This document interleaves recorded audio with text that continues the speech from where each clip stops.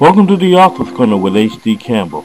Each show will be filled with news, interviews, technology, and reviews all about you, the writer. And now here's our host, H.D. Welcome back to another Campbell. installment of the Author's Corner with H.D. Campbell. As always, I'm your host, H.D. Campbell. As we move into summer, we have more hot books, hot events, and other things going on in the literary world, especially in the H.D. Campbell Productions camp. Just stay tuned.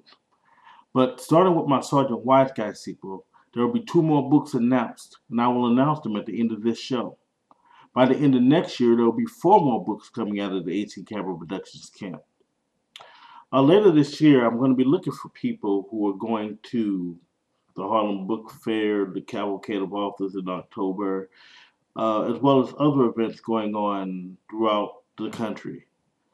What I'm looking for special correspondents who are willing to go out and report back and be on the show in a special interview live from your location. Mainly what I need you to do is just report back from the location. I'll give you an interview. And all I'm looking for is a picture with you at the event so your face can also get on television. Well, on the internet, rather.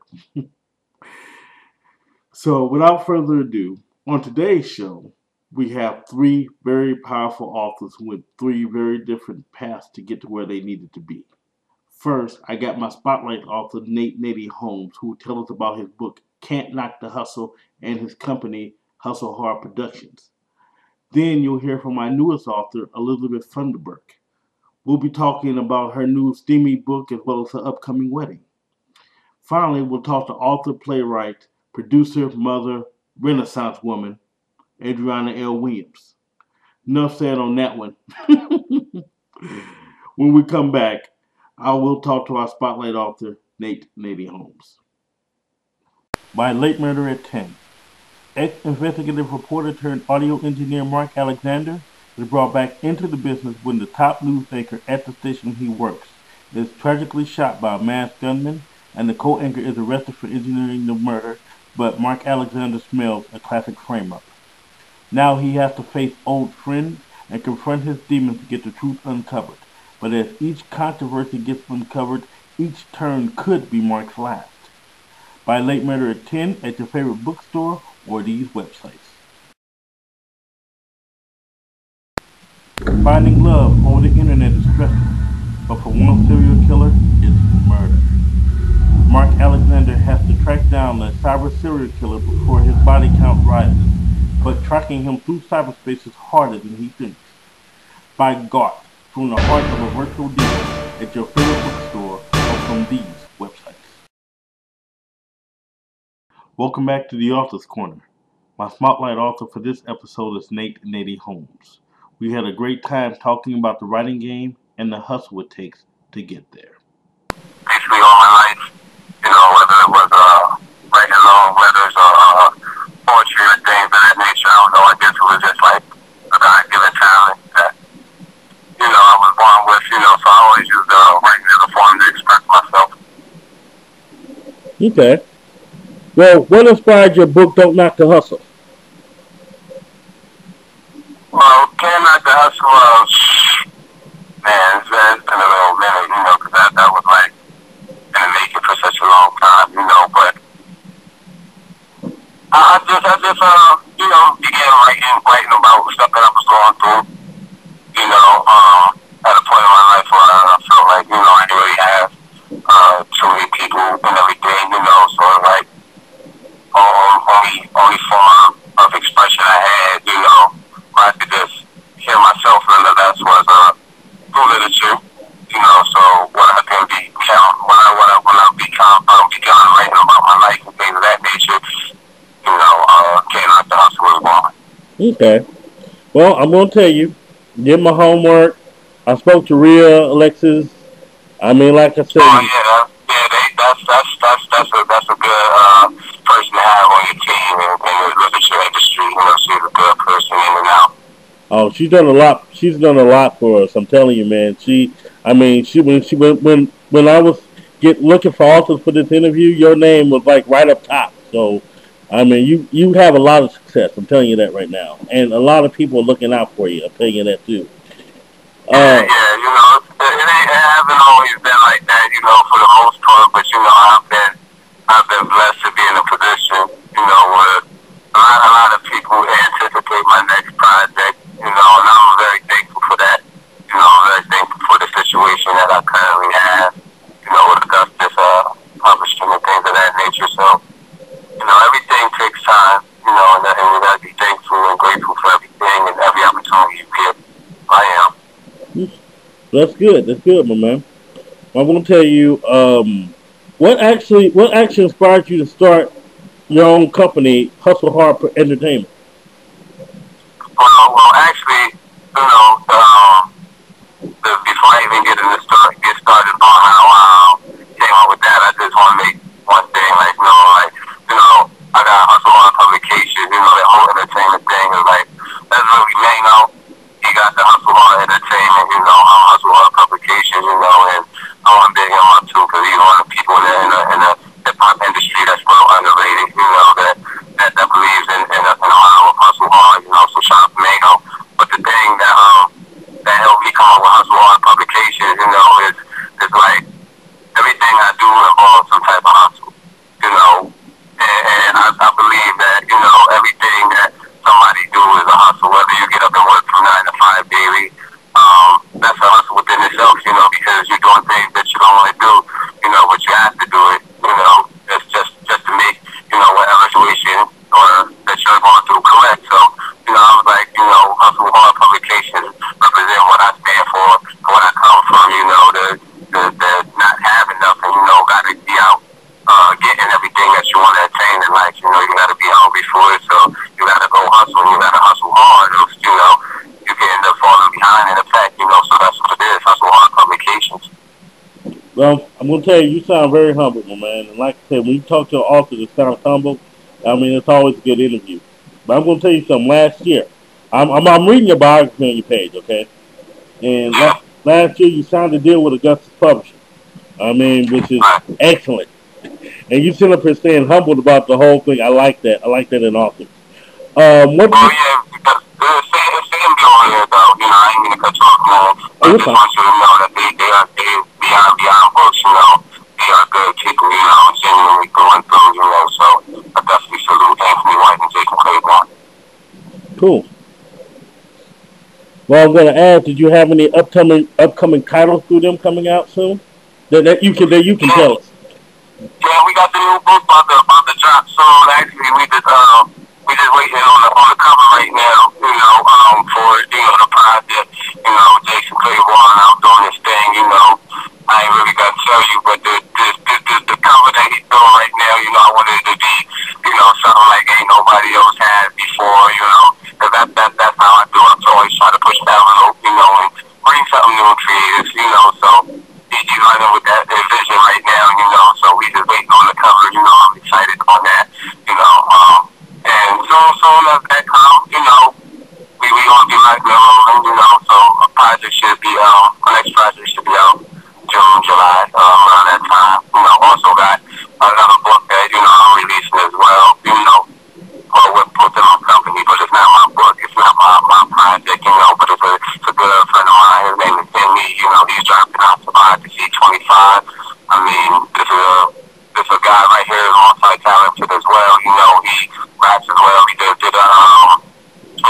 the show with E40 and everything, so his book is coming too, so what I'm trying to do when I come, I'm trying to bring like a collective few with me, because it's not about one person no more, everything in life, I see that being bigger than just one person, so we try to boil up the machine while everybody is, going their own separate business ventures at the same time, so.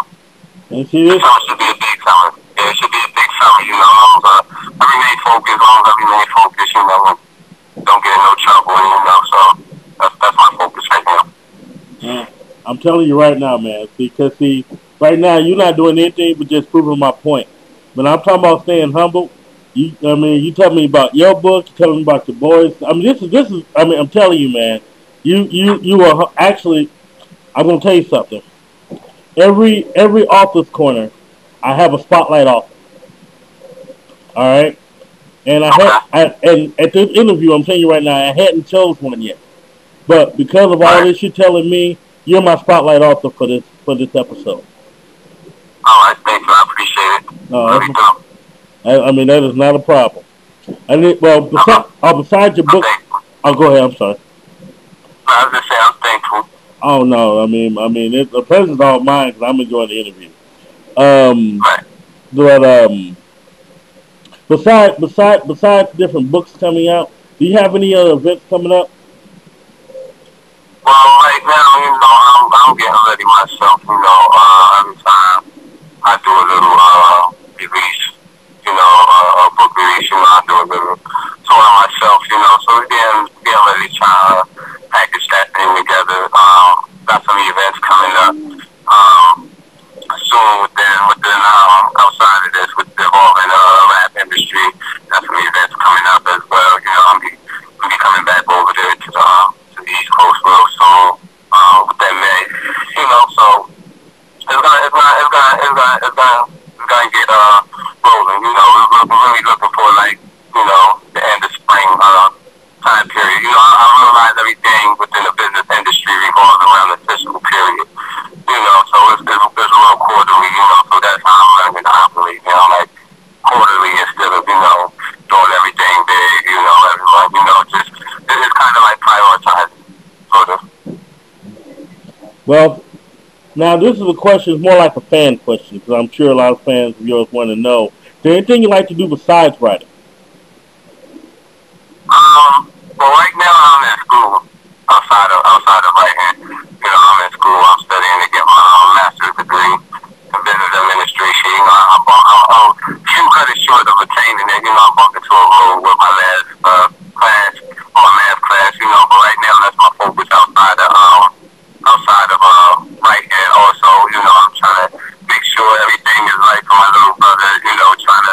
Trying to stay as positive as I can now that he's home now and free and everything. So I'm just really looking forward, to prioritizing, aside from just having fun, because the party, and of course everybody likes to do that, but right now I'm at a point, I'm trying to take some time for the priorities.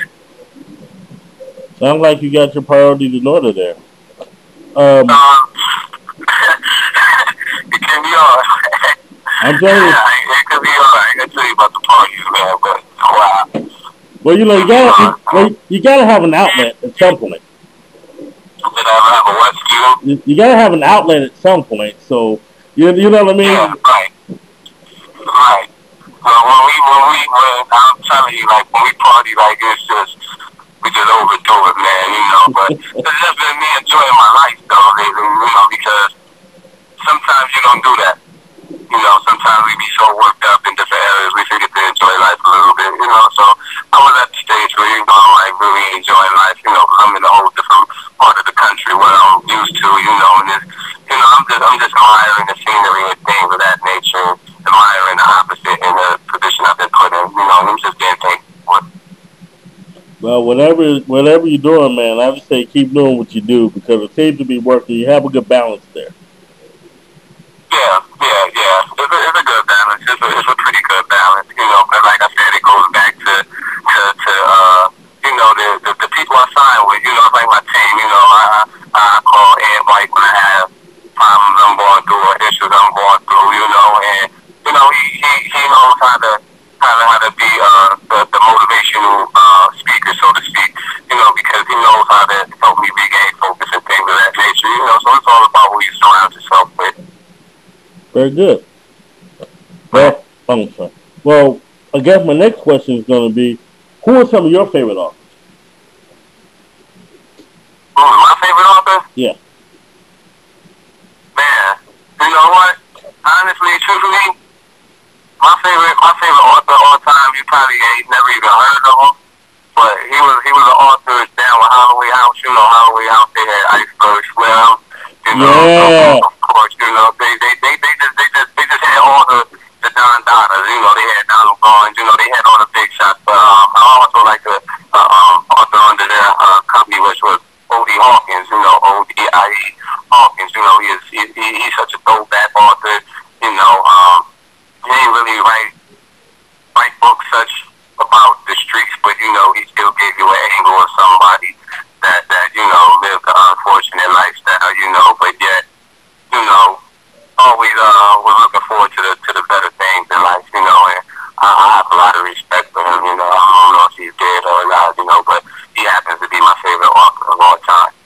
tell you what, I'll find out for you and I'll put it on this package fee. But I love me some iceberg slim, so Yeah, well, yeah, so the whole roster of authors was, nothing but, people that was real dedicated and great at what they do, so that's what I try to surround myself there, I see Augusta as Holloway House, because you got the classic authors, you got the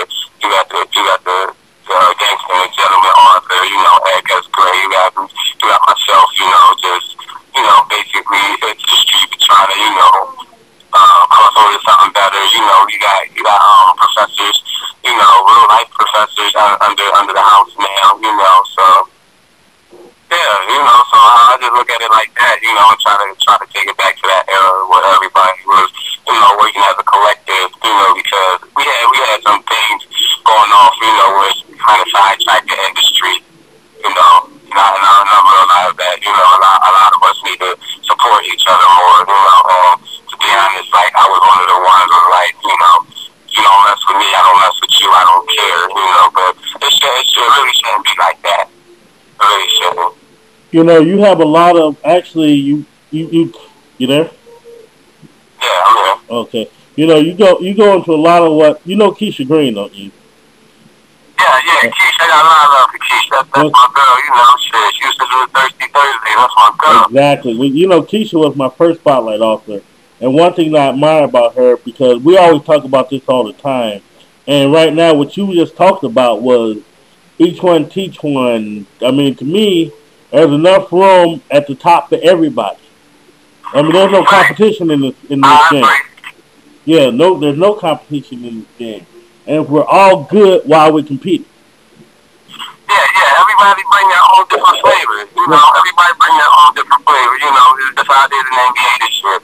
You got some LeBrons and Kobe's, but each year somebody step up and rise to the challenge, so you got the Derrick Roses out there, the people that's waiting for their turn to break through and things of that nature, and I believe every author has been there at a point, in the beginning stages, is just waiting for that opportunity, but as you grow within this, everybody should be there to support, because when I first came, I'm like, shit, I had love for anybody that got love for me, but if not, I had a whole different outlook on things, so I was really like, damn, I was like, really trying to push for my voice to be heard, but Exactly. shit, I just believe, you can get a better push if, the whole village support one child at a time. Yeah, that's pretty good. I mean, that's pretty cool, and I agree with you. So now that brings me to my next question. I don't got two more questions left for you. My next question is, definitely on that note, what message or advice do you have for new writers and new authors? Well, I would definitely say make it a point for your voice to get heard. Make it a point for others not to overlook you. At the same time, be open and willing, to support and be willing to receive support from others as well. But definitely make it a point for your voice to get heard and for you not to be overlooked. Don't just, be in awe of who you're around, but more or less, make sure you're a shining star amongst the stars as well. Okay. And finally, where can your fans and your readers go to learn more about you, your books, Hustle Hard Productions, publications? I mean, where can you go? HustleHardENT.com, HustleHardENT.com. That's my website. Got some good news about to come on there in a minute. We just it's just about the timing. Like I said, it's just about the timing. Like another week or two. When this surprise coming. We should be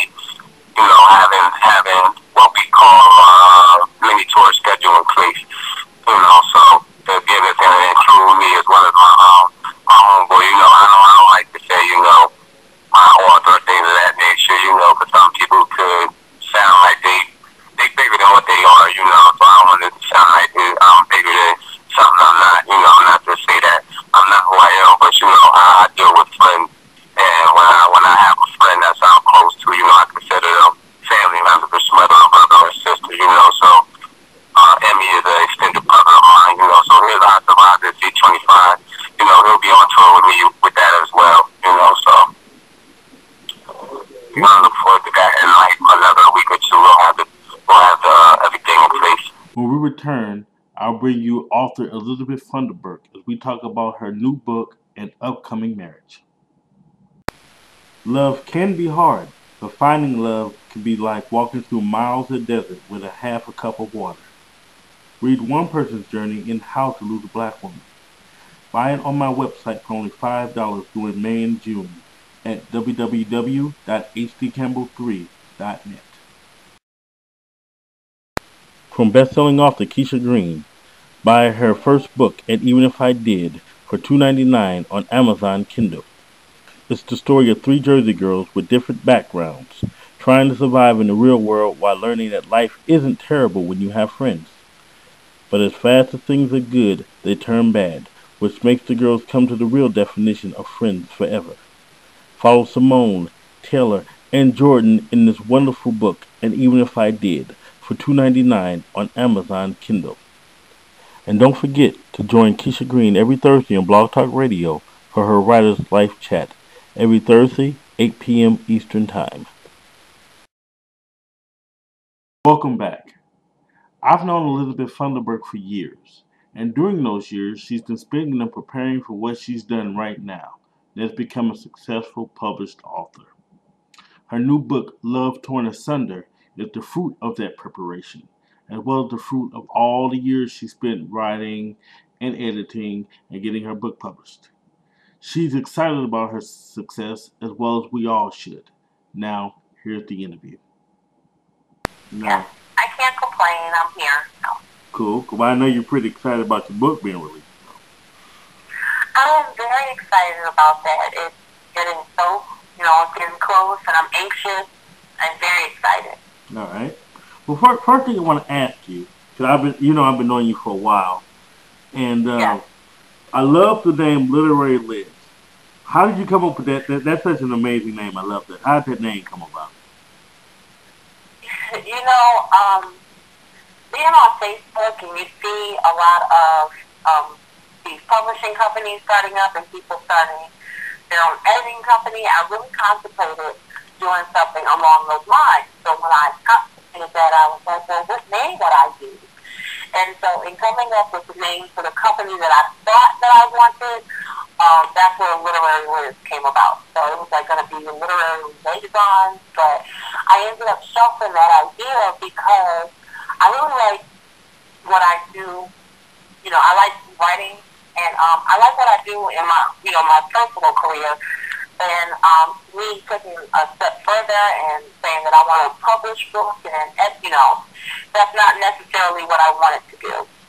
So I did, fool around with the idea, but realize that that's just not what I want to do.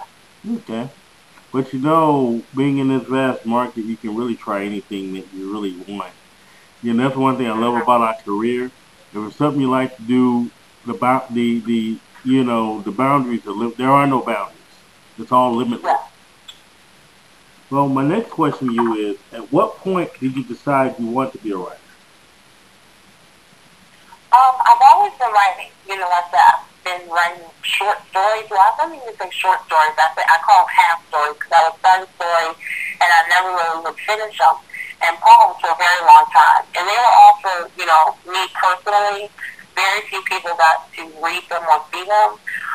For me, when I decided to pursue it on this scale, like get a book published and put it out for the public, was really after somebody that has been reading my poems and my half stories for a while said, you really need to just go ahead and finish your story and put it in book form just for yourself. And then once I did that, you really need to try it and see what happens. So that's what happened. I said, okay, I could really try this. I was really pleased with the finished product. I was happy with the story I wrote. I poured a lot into it. It took me a while. And with all the revisions, I said, I'm going to at least try it for me to see what happens. And if nothing happens, I am so proud of the work that I accomplished. Okay. Well, my next question is, now here's what my next question is. Tell me a little bit about, can you spill a little bit about your new book, Love Torn Asunder? Yes. It's about, Love Torn Asunder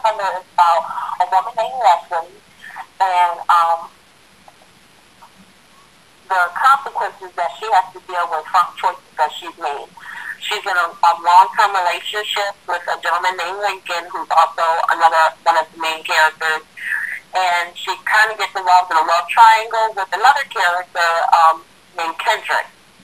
And it's about her being torn in her personal life, with, you know, in her love life and her relationship with her friends and her relationship, her work relationship. So I think that what basically it boils down to is that one decision can basically do a domino effect and affect all areas of your life and everybody around you. So it's how everybody gets through, you know, her choice that she's made and how it affects them. Okay. Well, with all this going on, I know you've got some signings, you've got other things going on. Do you have a tour plan? I don't have a tour plan. What's going on is that the book is being released on the 30th of April, and soon after that, I'm getting married in September. So that has kind of stalled me in the being able to get out and tour and meet people. So I've been basically doing a virtual tour, and that's my first step. And then I have been in talks with people to come to different places to do signings and to meet people after my wedding. So I am working on things. I have things coming up in the future, but nothing is solid. I'm kind of working out the details. But I am very excited about that aspect of, you know, going out and meet people and doing different events. Just with everything kind of happened all at once. So I kind of piled everything on my plate, and so I had to take it step by step. Very good, and congratulations, by the way. Thank you. Well, that was actually going to be my next question, because I know you're engaged, and I've been hearing about you getting married pretty soon. So, Miss Literary Liz is about to become a wife, which is going to be very wonderful.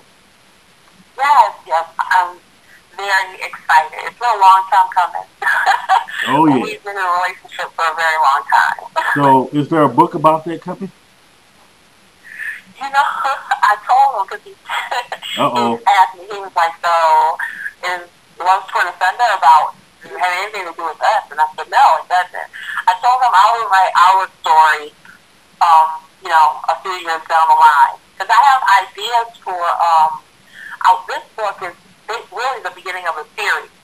So I want to do 3 books in this series, and I already know the other 2 books that I'm already started on one, and I already know what I want to do in that respect. So I want to finish what I have in this series, and I told him maybe by book 4 or 5, I'll write about us. See, I love that. That's pretty cool. Well, switching gears, I want to know, you've been writing for a long time. I want to know, who are some of your favorite authors? Who inspires you? Who do you like to read? You know, I like to read so many different authors, and that's a really hard question because it's hard to pinpoint who is your favorite. But I will say this, Derek Jerome Dickey, I love him. I've been reading him for a very long time, and everything he puts out, I read. And I feel like with his books, I've kind of like watched his growth, like from the first book that I've read until, I just read the Gideon series about a year ago. It's like to watch, to keep track of the author's work and to see how they have grown and they bring in new elements. That's, I love that. And so I just hope to be that good. But there's so many authors that I love. Like, I love Arabesque novels. I love all the Kamani romance. I'm a huge Evelyn Harris fan. There's just so many. I'm like Adrienne Bird. I read everything. I've just read the Left Behind series, which I think is amazing. I really think everybody should read that. So I read some, like, all different genres. If somebody gives me a book that says, "Liz, you should read this," I'm going to read it from cover to cover. I'll tell you what, you got an amazing array of authors. Actually, my wife loved that Left Behind series. And every time a new book came out in there, that was just wonderful. And like I said, I read. See, when you ask an author what they like to read, they answer a lot like you do, because I'm like that. You ask me, it's like, why are you asking me that? Because It's like so many. I get right. it. And then you feel like, oh, I left somebody out. Exactly. So it's like, so I'll give you a Sarah Palin answer. I read them all. Right. I'll read I all of do. them. I read them all. I just did a written interview for someone, and that was one of the questions, and I was really able to, sit and think about my answer. But I said, I started off, I boxed myself in one genre when I started to read, and it was all one genre. Like I read, like I said, Eric Drum, Dickey, Evelyn Harris, and Mary B. Morrison. I stayed to those authors, and then I was introduced to urban literature.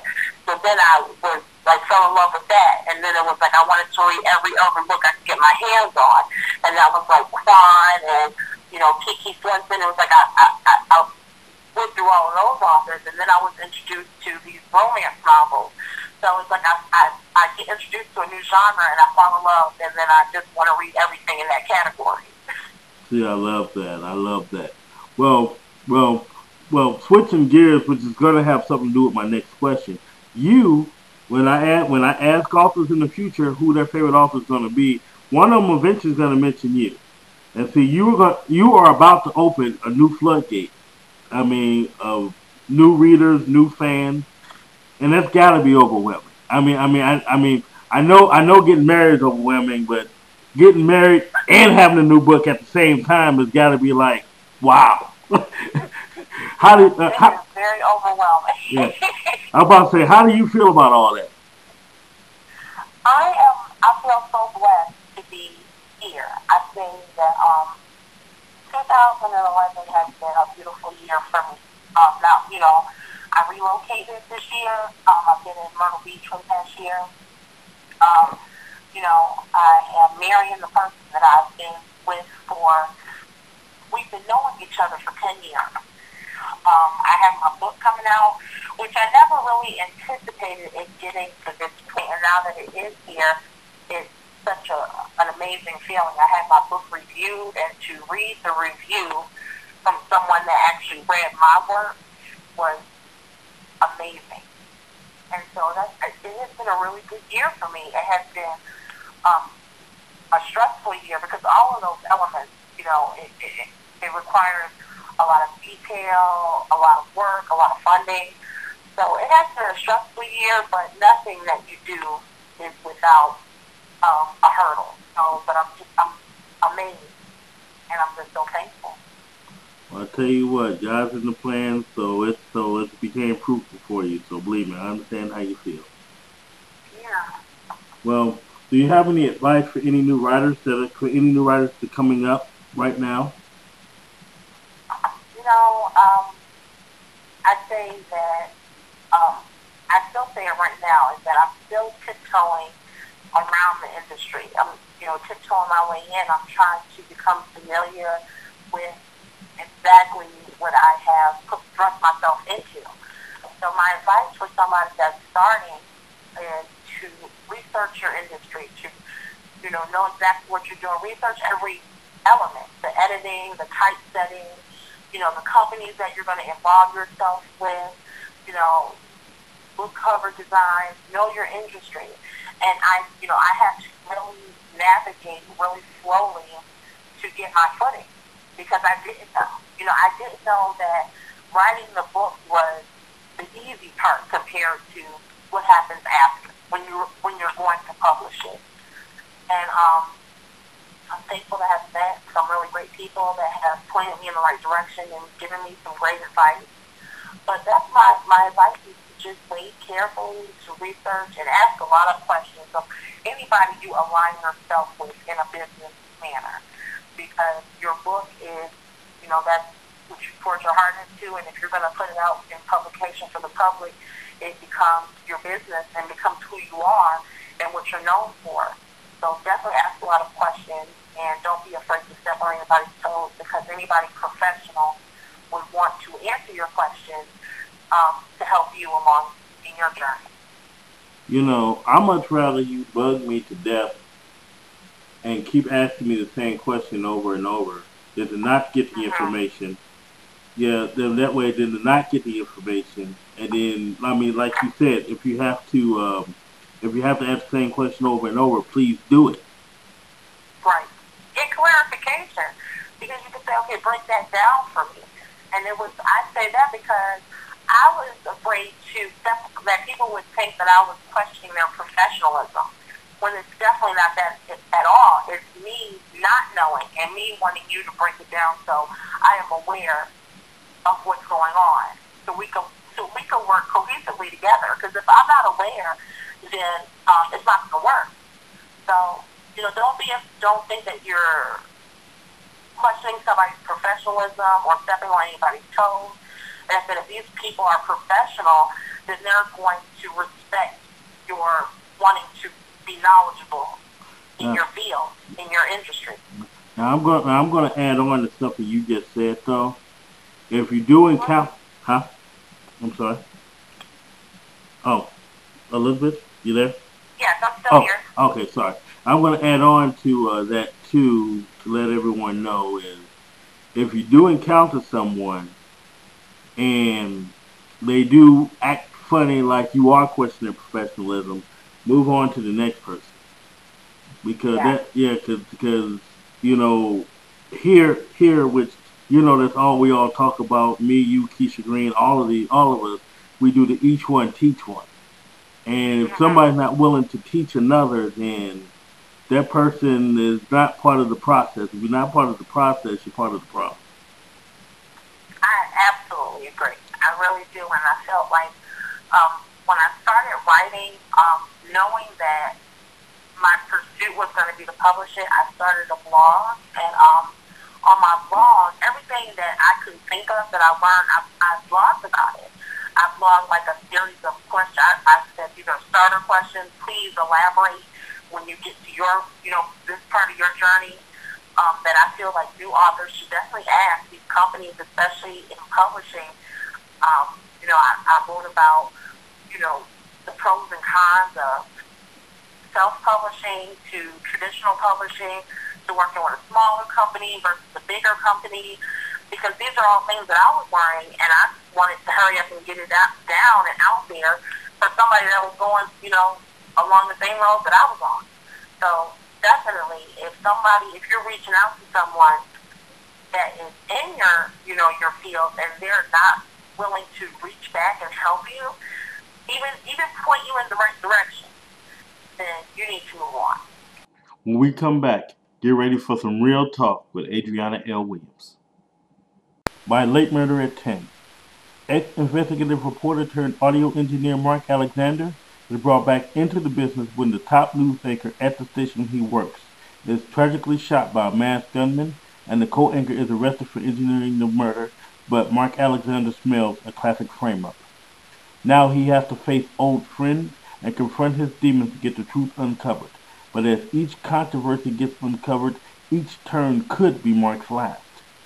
Buy Late Murder at 10 at your favorite bookstore or these websites. When a Russian nuclear warhead stolen in 1991 is discovered in Paris, the government asked the United States for help.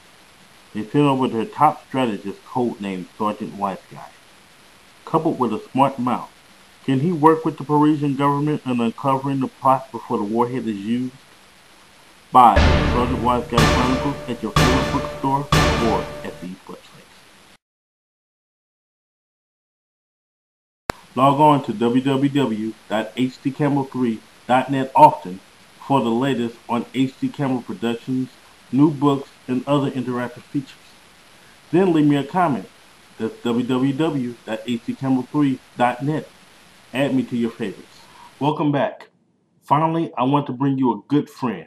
And like I said earlier, she is truly a Renaissance woman. Her name is Adriana L. Williams, and if you don't know her, you may get to know some of her work either now or real soon. Here she is. Basically, In Lost from Hell book describes just different type of predicaments that an individual went through by the name of Melissa, from her mother-in-law and her husband's siblings.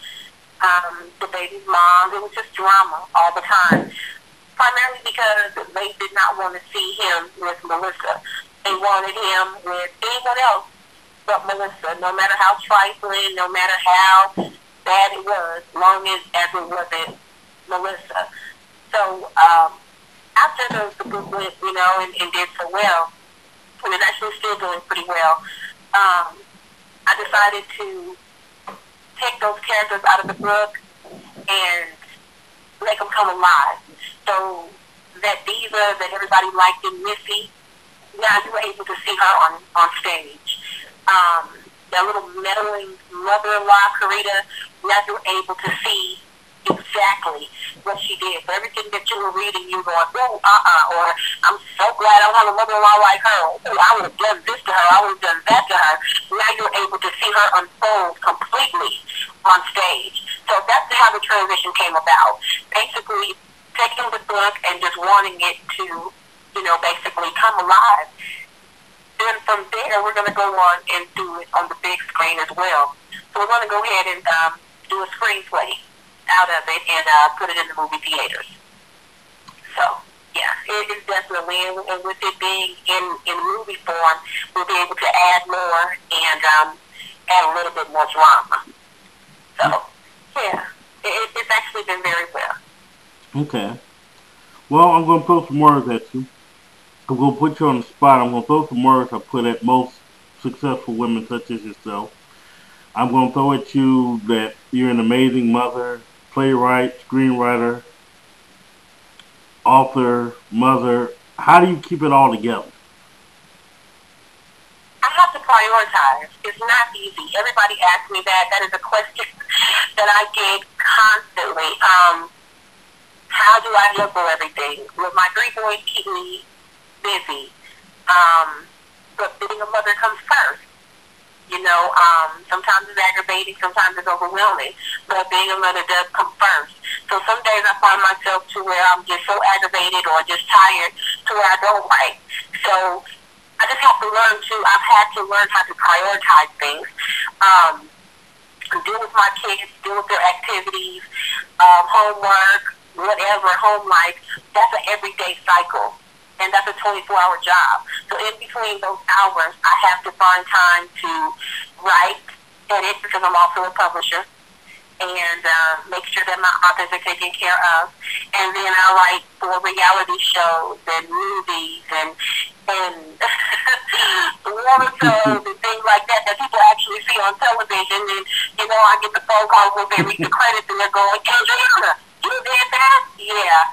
So it's just all about prioritizing, and I have to basically just shut a lot of things down, turn the phone off, turn the computer off, turn everything off, the TV off, and just get what I need to get done, whether it's my books, whether it's another play, whether it's some writings I'm doing for producers, whatever. It's just all about prioritizing my time and just kind of trying to stick to it, which doesn't often happen, but I do my best. Well, you do it very well as far as I can see. Well, thank you. And not going to the flirting realm, but that leads me into my next question. Can you tell me a little bit about your Freak Files series? And as well, on top of that, your latest book, Your Woman, His Wife. Okay. The Freak Files actually came out, the first book actually came out, I want to say September. And then we did a Freak File Reloaded, and that came out April 15th. In the Freak Files is an erotic anthology, and how I came about that is I wanted to see on what level, the different types of genres I could write on. Was I just a drama, fix-it kind of writer. So I kind of wanted to test the waters. So that's where the Freak Files came in. I wanted to see if I could write in, erotically and just to see if I could, basically do it. It was just a challenge for me. And it's actually doing really well. A lot of people that have read my excerpts or have read the story are like, wow, you just turn this into a book. So I got, rave reviews from that as well. So I guess I actually found out that I could write erotic. So, as far as Your Woman Is My Wife, that comes out in July. And that book there, everybody is waiting on. I'm not going to lie to you. I think the title alone, I guess my name is synonymous with intriguing and catchy titles. So everybody wants to know what Your Woman Is My Wife is about. You always hear about the cheating man. And normally when a woman cheats, she rarely gets caught unless she wants to get caught. So Your Woman Is My Wife is one of those types of books to where now you will see accounts of a woman cheating on her husband. And everything is right there in his face, and he still doesn't see it. But when she wants him to see it, he will. And that's when all the drama unfolds. See, you getting up and get me intrigued. I want a copy. I want a copy as soon as possible. Well, look, I'm going to tell you something else. Another reason I'm drawn to you so much is we have so much in common. Number one, Okay. the private school background. I went to private school. You went to private school. Being articulate within the private school. And actually the fact that we both started writing at 10 years old. A lot of people don't know this, but do you remember Ebony Jr.? It was like a little magazine or whatever, but my first poem was published in that at 10 years old. And I guess that's what started me to write. So I guess my next question is, what drove you to your writing genre? Well, it's funny that you mentioned that because I started writing off at the age of 10. However, I was 9 making 10. And I was entered into a Nevada statewide contest from my English teacher. She always tell my mother, this young lady is articulate. This young lady is mastering all my creative writing classes. This young lady can write. She can do this. She can do that. Well, to me, I was just an average student that loved to read and that loved to write. And so when she brought it to my mom's attention, you know, the first thing my mom said was, well, Andriana, what do you want to do? I said, I don't want to do that. I don't want to do it. And so she was like, well, why? I just don't. You know, I never have been the kind of person that likes the limelight. I'm one of the ones that can stand in the back all day long. And unless you find out it was me behind it, you probably would never know it, especially if you're depending on me to tell you. That's just the kind of individual I've always been.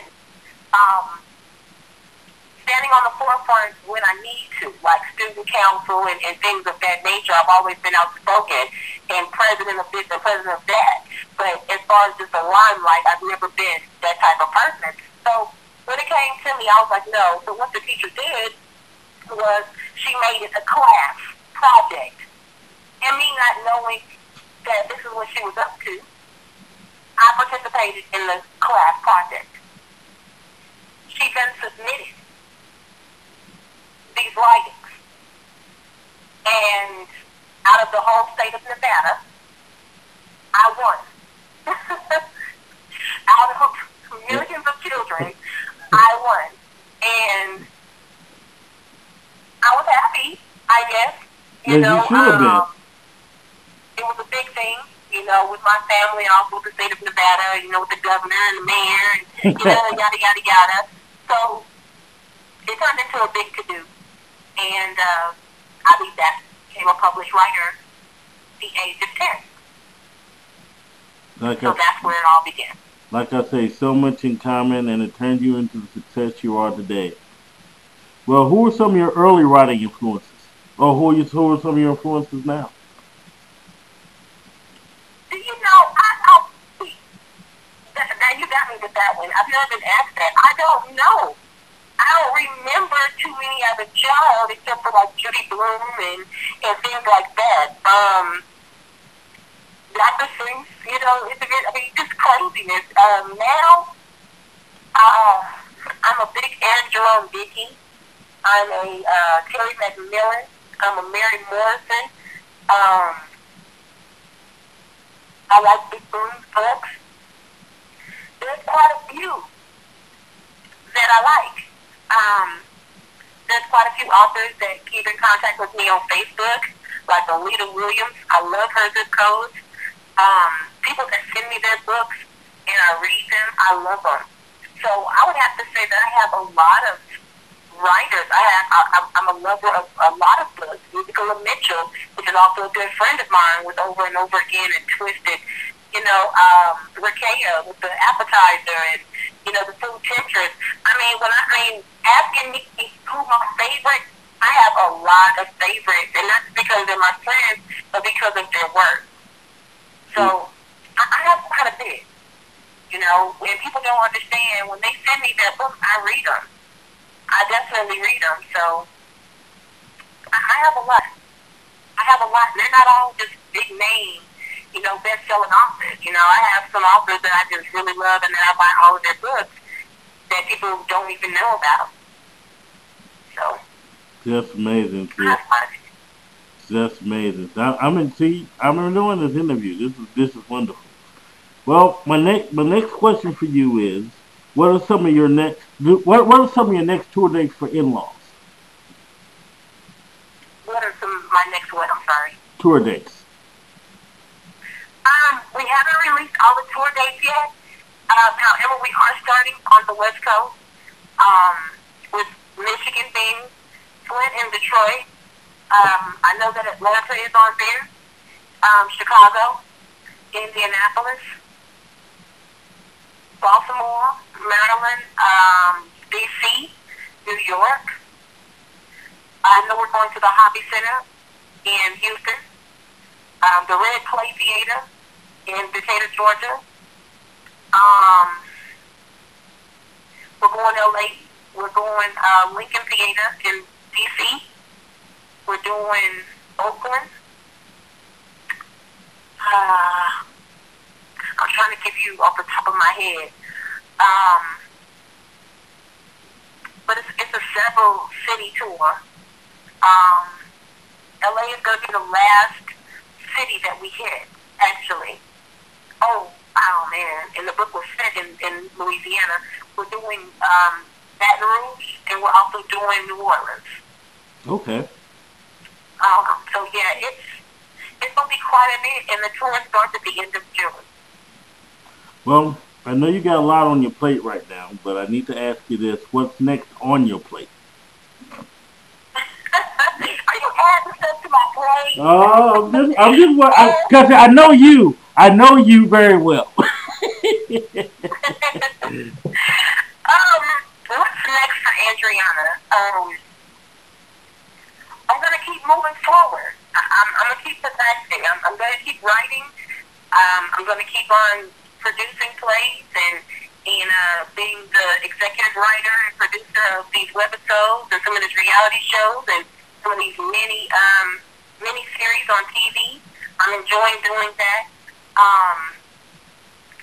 I have another book that's coming out after Your Woman Is My Wife, and it's a parenthood book titled Loving Me, So Love You, and it's a enhancement guide for the overwhelmed parent.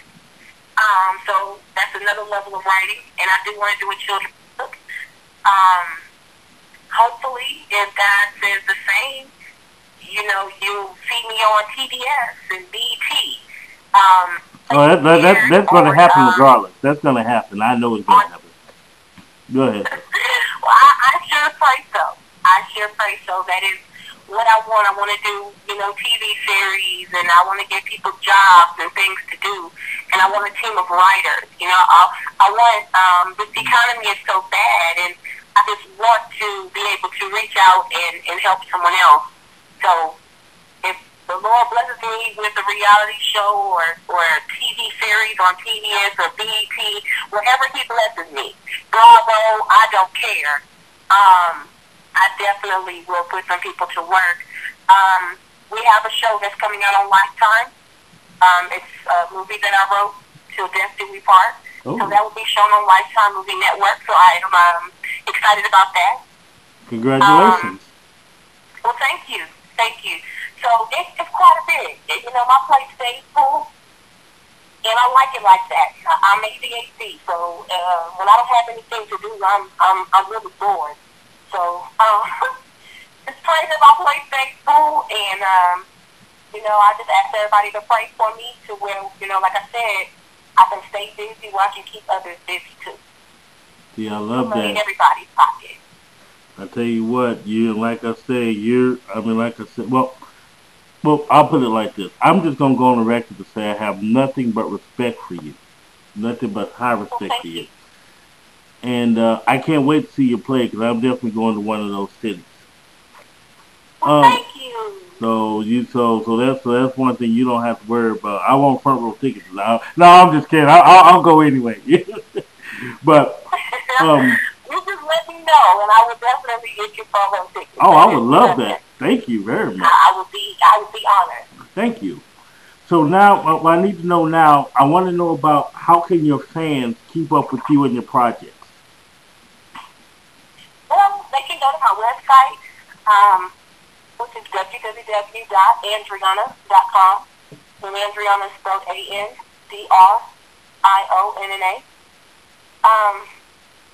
They can actually find me on Facebook, Twitter,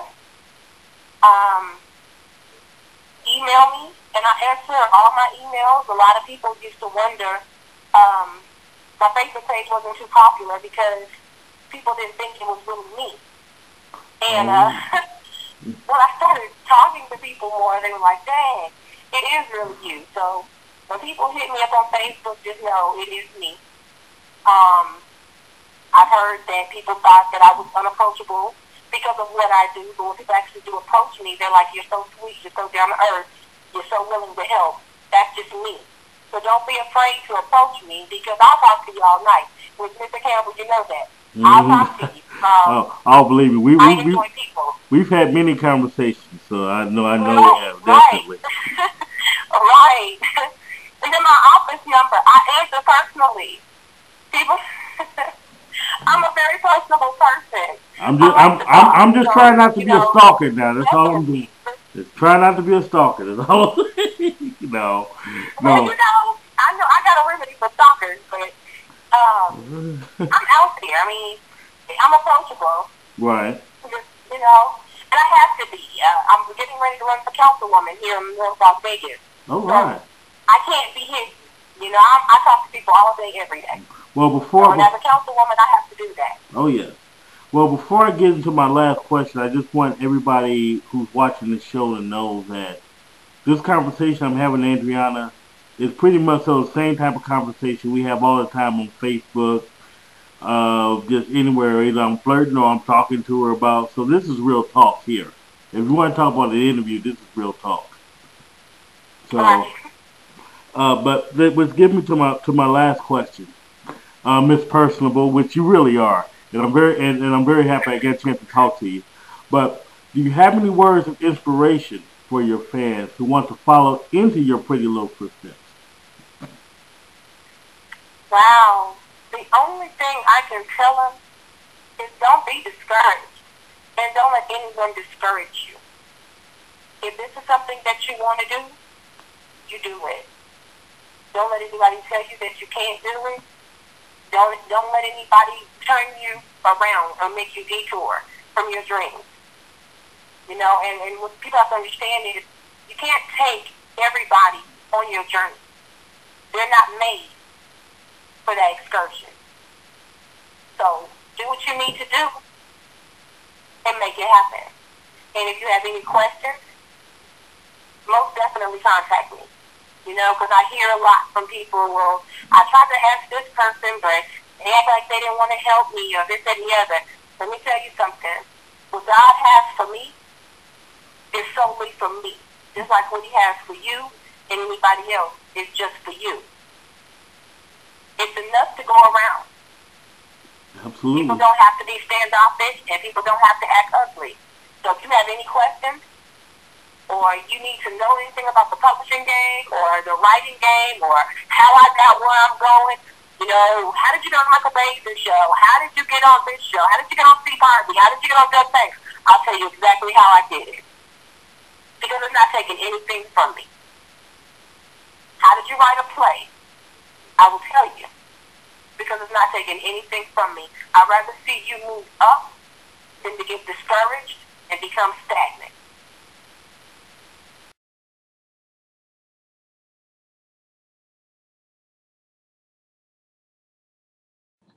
Stay tuned for the Technology Corner next. By Late Murder at 10. Ex-investigative reporter turned audio engineer Mark Alexander is brought back into the business when the top news anchor at the station he works is tragically shot by a masked gunman, and the co-anchor is arrested for engineering the murder, but Mark Alexander smells a classic frame-up. Now he has to face old friends and confront his demons to get the truth uncovered. But as each controversy gets uncovered, each turn could be Mark's last. Buy Late Murder at 10 at your favorite bookstore or these websites. Finding love over the internet is stressful, but for one serial killer, it's murder. Mark Alexander has to track down a cyber serial killer before his body count rises, but tracking him through cyberspace is harder than he thinks. By Garth, from the heart of a virtual demon at your favorite bookstore or from these websites. It's all about the writer's technology in your Technology Corner. For today's Technology Corner, here you go, I like to talk about my netbook. Netbooks are very convenient. They're smaller than your general laptop, but they're easier to tote around. Don't get me wrong, I love my laptops, but laptops are bigger and they're bulkier and, well, they're so big they can easily get bumped around or what have you when you have a lot of things, like on long trips or what have you. You have to have something you want to for convenience, as well as those long trips like a train or a bus or what have you. So my netbook is very convenient, especially when I need to check my Facebook real fast, check my Twitter, type up a manuscript, or if I get a quick idea. You can still put all the applications in it. It's just a smaller processor. This particular one has 1 gig of memory and Intel Atom, as well as a 3-cell ion battery. And the battery life is so long. Don't ask me how long this is, but I just say it holds a charge for at least maybe 2 or 3 hours. These are very inexpensive. I got mine for about $248 at Walmart. And again, like I say, they're great investments and they're very convenient.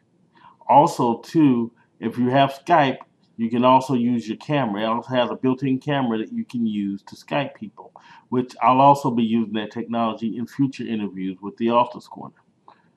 Well, that's our Technology Corner for today. Stay tuned for our next episode where I'm going to talk to you. I'm going to have a special report on getting scammed over the internet, where you have so many people. Ever have friends that claim that they were stuck in foreign countries and they need about $10,000 to get out? Well, number one, your friends aren't sending these messages.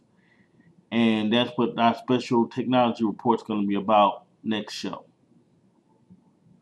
Next, a final word. On my website, when you buy Late Murder at 10, get the sequel Garth from the Heart of a Virtual Demon for free. Buy the Sergeant Wise Guy Chronicles and get the sequel for free when it's released. The deal is offered online only and lasts until September. Go to the online store page for details. That's www.hdcampbell3.net. First, Michelle Nichols offered you a piece of herself in a piece of me. Then she teased you with a little sexual seduction. And now she's taking you on a road of emotions. Road of Emotions, coming soon to your favorite bookstore or these websites. Finally, on the Office Corner, I want to talk to you all about dedication. If we didn't learn anything else from our 3 authors today, we each learned that each had a specific path they all went down to get them where they needed to go. In writing, it's whether you want to do it or not. When I was growing up, I grew up with other people who wanted to write. And when we were in high school, yeah, we're going to write books. We're going to conquer the world and everything. Unfortunately, very few continued on through adulthood. Either life got in the way or they had children or what have you. But that should never be an excuse to stop. Because you always write and you always dream. It saddens me because I hate to look back wondering where a lot of them would have been had they continued on writing. A lot of them still write here and there, but it's just the passion of writing. It just makes it all worthwhile. We have to stop treating our craft like it's just something to do for a waste of time. We are definitely serious artists. Our crafts right here. We got to love our craft and definitely know our craft can also help us pay the bills, take our kids through college, give us the opportunity to bring in second incomes. I'm very proud of what I've accomplished and what I'm going to continue to accomplish. I'm proud of all who I interviewed today because they all took the time at one point and said, I'm going to go for it. And by going for it, they succeed. They achieved a level of success. Now, I'm getting off my soapbox.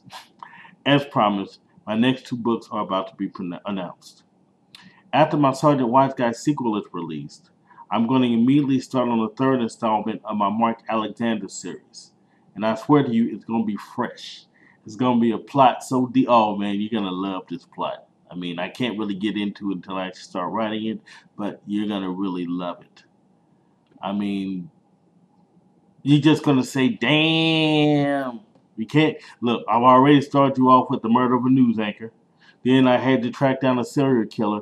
Now, this third book, Mark Alexander's going to have his hands full with this one. Next, and I know a lot of people's been asking me about this.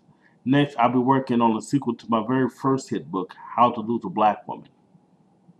I'll be introducing new characters, a strong plot, and it's time to start hitting fellas in the heart again. It's time to start hitting the females in the heart again. It's time to start loving again. And How I Lose a Black Woman series will definitely do that. I'll be introducing new characters, and there'll be a lot more How I Lose a Black Woman books coming soon, including I'm going to be doing more with How to Lose a Black Woman series in the coming months, and I'll let you know how I'll continue to do that. My other projects, because I told you I was going to have 4 by the end of next year, they're going to be announced at a later date. Probably not to be determined by the next Author's Corner, but there will definitely be once it's set in stone. Well, that's it for the Author's Corner. Stay tuned for my next show, where I'll be on location in my hometown of St. Louis. You get to see outtakes and maybe a surprise or two. There'll be still more powerful interviews and surprises in store. Thank you for tuning in to the Author's Corner with H.D. Campbell. As always, I'm your host, H.D. Campbell. Good night.